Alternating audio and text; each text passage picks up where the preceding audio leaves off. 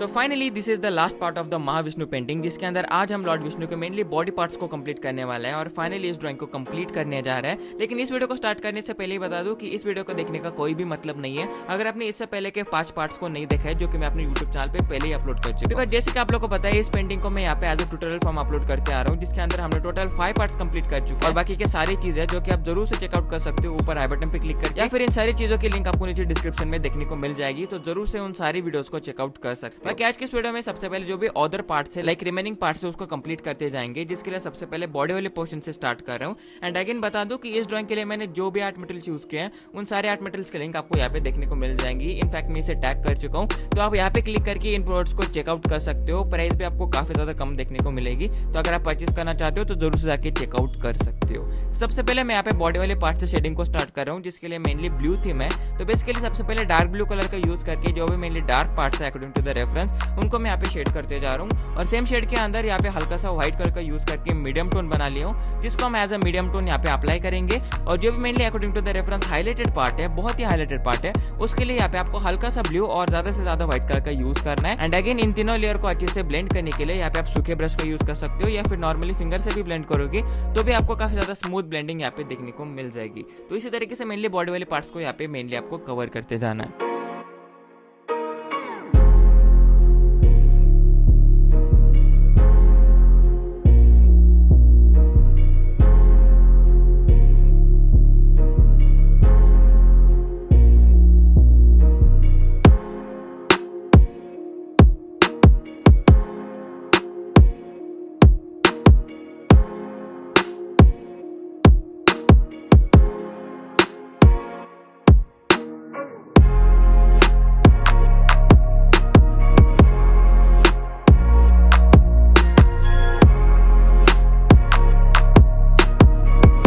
Okay, finally वो complete हो जाने के बाद बाकी की चीजों में जैसे कि यहाँ पे आप रेफरेंस में नोटिस कर सकते हो, कौन सी भी डिफिकल्ट चीज नहीं है। ज्वेलरी भी हम पहले ही कंप्लीट कर चुके हैं, जिस तरीके से हमने अपने लास्ट पार्ट में बताया था, और सारी चीजें अकॉर्डिंगली सेम ही है। तो यहाँ पे मैं कुछ भी एक्सप्लेन नहीं करने वाला हूँ, बस मैं यहाँ पे टाइम लैप्स वीडियो को प्ले कर रहा हूँ, जिससे आप हर एक चीजों को अच्छे से नोटिस कर सको। तो बेसिकली हार वाले पार्ट्स में और बाकी की चीजों में काफी ज्यादा डिटेल काम है, तो उस चीज के लिए आपको अच्छे से ऑब्जर्व करना काफी ज्यादा इंपॉर्टेंट है। तो बाकी की चीजें देखो मैं किस तरीके से कर रहा हूँ, बिकॉज कुछ भी एक्सप्लेन करने जैसा नहीं है, वरना वीडियो काफी ज्यादा बोर हो जाएगा। और जिन लोगों को भी नहीं पता किस तरीके से ज्वेलरी वगैरह को ड्रॉ करना है, प्लीज पहले वाले ट्यूटोरियल्स को देख लेना, और लिंक आपको ऊपर आई बटन पे देखने को मिल जाएगी।